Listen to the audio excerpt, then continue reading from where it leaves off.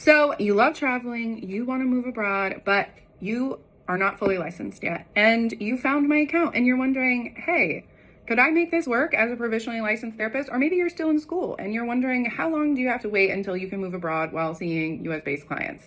And I think this is a little bit more complicated of a answer when it comes to not being fully licensed and wanting to do this. And the first couple things that you need to do, the first, I'll say, hoops you need to jump through are: one, you need to contact your board, your state of licensure that you are going to be provisionally licensed in, and you need to confirm with them that, one, you would be allowed to be physically located outside the United States. And I think when it comes to that, it's really about, like, do they have any limitations or do they have any requirements for in-person?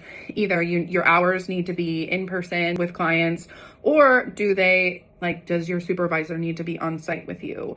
And so you need to see if there's any kind of stipulations around how you get your hours, and if there's any in-person or, like, supervisor requirements that would create limitations around where you're physically located. And then if you jump through that hoop and you get through it, then you need to find a supervisor that will supervise you while you are outside the United States.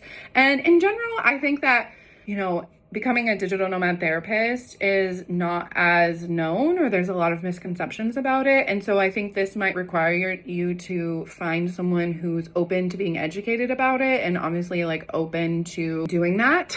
And you could, reach out and talk to people or group practices or supervisors, or maybe someone from your program, and see if they'd be open to it. There's also a Facebook group called The Traveling Therapist, which has like almost 30,000 people in it. And you could post in there and ask if anyone in your state of licensure would be willing to supervise you.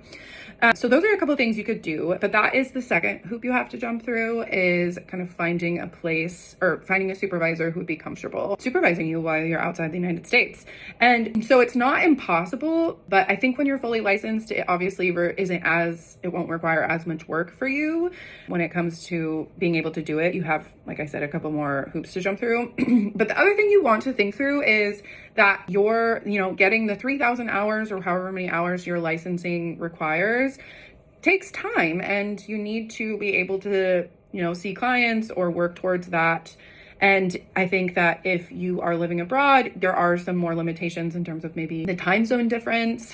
And so you might not be able to see as many clients or work as many hours as if you would while you're in the United States, or maybe. And so you might, strong emphasis on might, it might take a little bit longer of a time to get fully licensed. And so if you're someone who you don't mind, you'd rather be, like, your priority is spending time in another country, then that could be a really great option for you. But if you're someone where you're like, I want to get licensed as quickly as possible, then it might be smarter to get your hours in the United States, where there's maybe not as many barriers to being able to get the hours that you need. And so that's just something to think through. So yeah, you got to really just figure out what matters more to you. And if being abroad matters more to you, then if there's a will, there's a way, and you could potentially make it work.